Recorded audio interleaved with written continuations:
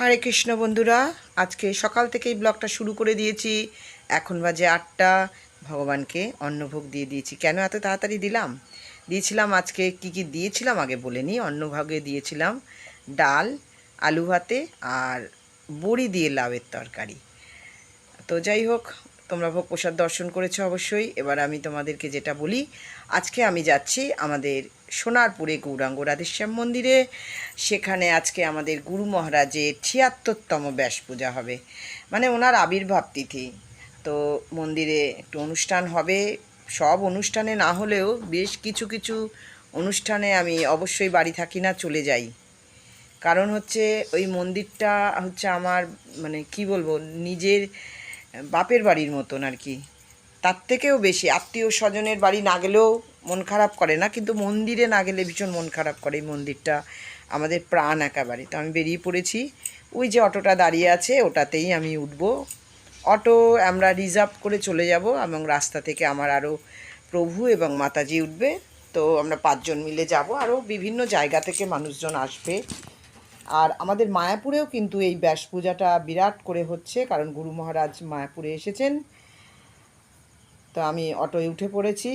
তো খুব ভালো লাগে আমার। এইভাবে অনেকটা দূর যেতে হবে, প্রায় ঘন্টা দেড়েকের বেশি রাস্তা। অটো করেই যাব, কারণ অটো করে যেতে আমাদের সুবিধা হয়।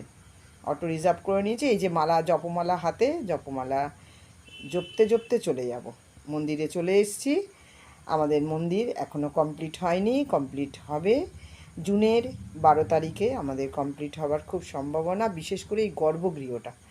তো গর্ভগৃহের কাজ চলছে, তোমরা দেখো কি সুন্দরভাবে ইট কেটে কেটে কাজ করছে। কিন্তু তোমাদের সকলের কাছে অনুরোধ, আর এই যে চূড়াটা, এটা প্রায় 120 ফিটেরও বেশি। তো যাই হোক, তোমাদেরকে বলি, যদি তোমাদের কারোর ইচ্ছা হয় এই মন্দিরের উন্নতিকল্পে দান করার, তো অবশ্যই করতে পারো। তো এখানে আমরা সকলে চলো তোমাদেরকে গৌরাঙ্গ রাধেশ্যামকে দর্শন করাই।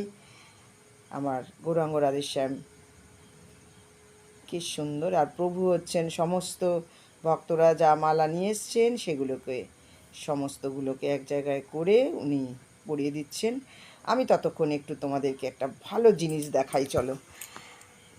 আমি হাঁটছি। আমাদের মন্দিরের চারপাশ ভীষণ নিস্তব্ধ, নির্জন।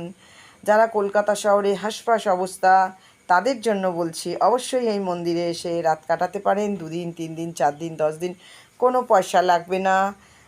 এমনকি আমরা যে প্রসাদ মন্দির থেকে সবাইকে দেওয়া হয়, তার জন্য কোনো অর্থ নেওয়া হয় না। এখানে শুধু আসবেন, ভজনা করবেন, সাধনা করবেন, ভগবানকে ডাকবেন, আর মনের আনন্দে বাড়ি ফিরবেন। তো আমি যেটা দেখানোর জন্য চলে এসেছিলাম, এইটা হচ্ছে আমাদের মন্দিরেরই পুকুর। এখানে পদ্ম চাষ হয়।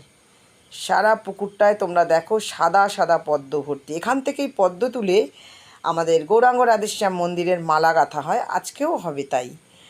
তো এই পদ্মগুলো এত সুন্দর, দেখো তোমরা, একদম সাদা হয়ে ফুটে রয়েছে।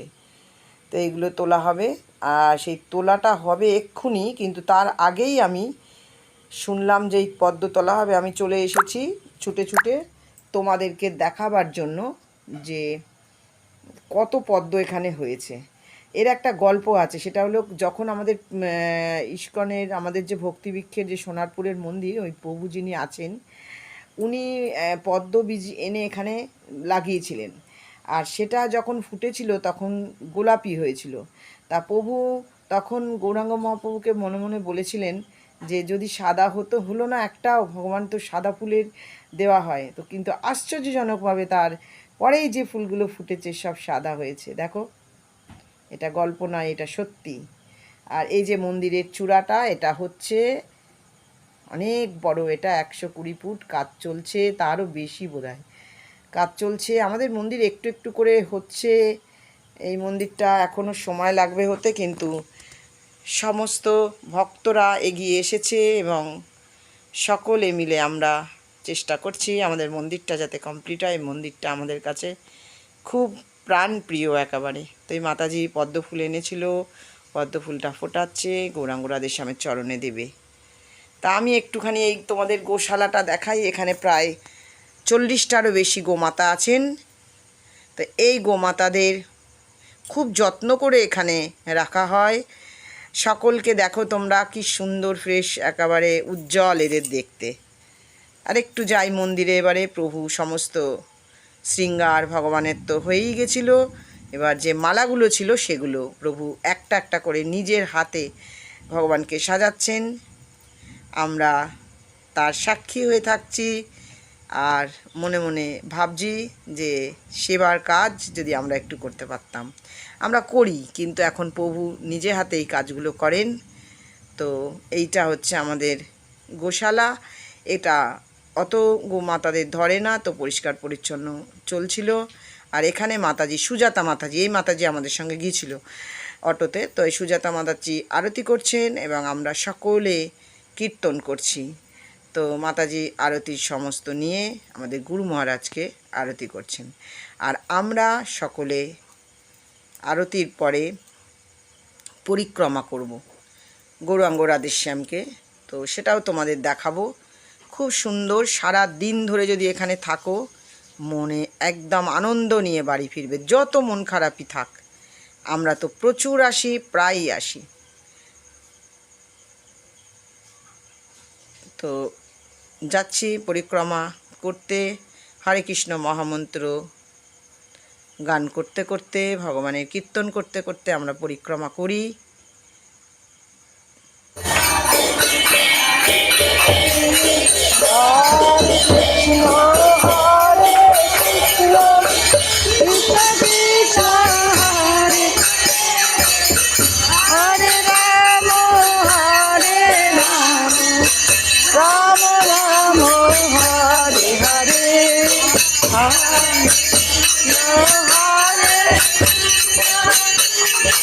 Krishna Hare Hare Hare Rama Hare Rama Rama Rama Hare Hare Hare Krishna Krishna Krishna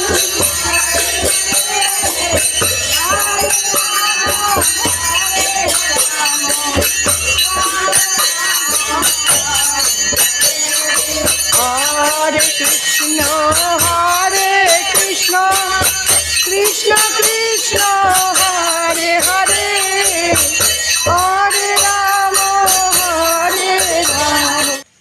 পরিক্রমা শেষ। এদিকে পুরো ফুলের সাজে আমার গৌরাঙ্গ রাধেশ্যাম অপরূপ। তার সৌন্দর্য চোখ ফেরানো যায় না, মনে হয় তাকিয়েই থাকি। রাধারানী এবং আমার শ্যাম এবং গৌরাঙ্গ মহাপ্রভু একই সাথে আছেন এবং ওনাদের গর্ভগৃহটা তৈরি হয়ে গেলে আর সমস্ত ভক্তরা আসছেন এবং গুরু মহারাজের চরণে ফুল দিচ্ছেন, আমরাও দিয়েছি। তো আমি একটা গোমাতার কাছে আবার এসেছি, খুব ভালো লাগে আমার এই গোমাতাদের। তো একটা বাচ্চাও ছিল, গোমাতা ওকে মানে শিং দিয়ে একটু তাড়া করছিল। তা আমি একটুখানি অন্য সময় ফল টল নিয়ে যাই, আজকে কিছু নিয়ে যাইনি। তো গোমাতাদের সেবা করা হলো, গোপাল সেবা। প্রত্যেকেই করুন গোমাতাদের সেবা, গোপাল সেবা হবে তাতে।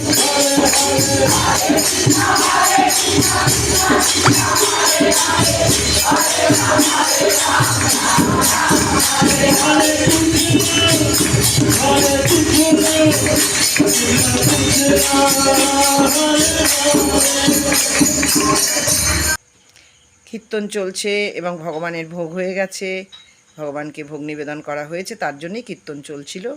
তো যাই হোক, ভোগ নিবেদন শেষ, প্রভু পর্দা খুলে দিলেন এবং এদিকে ওই ভোগটাই গুরু মহারাজকে নিবেদন করা হচ্ছে। তাই মাতাজিরা কাপড় দিয়ে একটু ঘিরে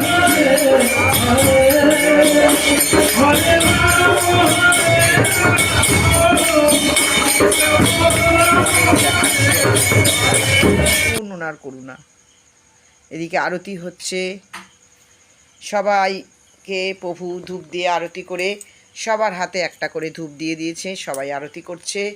আমিও করব, কিন্তু তোমাদের দেখানোর জন্য।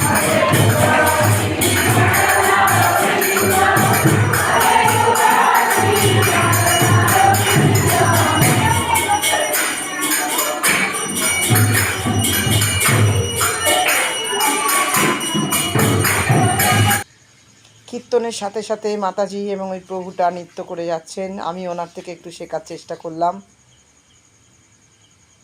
এরাও করে যাচ্ছে। সবাই মন্দিরে এলে মনেই থাকে না যে আমাদের বাড়িঘরদোর আছে। একদম প্রসাদ পেতে বসে পড়েছি। এর আগে ডাল আর লাউ দিয়ে, আলু দিয়ে, অনেক রকম সবজি দিয়ে কাবলি চানার সবজি ছিল। সবটা তুলতে পারিনি, পরে পরে দেখাচ্ছি। কারণ কি, আমি প্রচণ্ড খিদে পেয়েছিল, খাওয়ার দিকে মন চলে গেছিলো। প্রসাদ সারা 12টা পর্যন্ত উপোস থাকার কথা। এই যে এই সবজিটার কথা বলছি, এই সবজিটা খুব অপূর্ব হয়েছিল। আমাদের মন্দিরের মায়াপুরেরও এই সবজিটা অপূর্ব হয়। তো সবাই প্রসাদ পাচ্ছে লাইন দিয়ে। আমাদের মন্দির আস্তে আস্তে গড়ে উঠছে, কিন্তু সবাই খুব আত্মেষ্ণা। আর এদিকে সেবার কাজ চলছে, এখানে প্রসাদ পাওয়া হয়ে গেছে। একজন মাতাজি একটু মুছে পরিষ্কার করে দিচ্ছেন। মন্দিরে আসলে সবাই সেবার কাজ করতে চায়।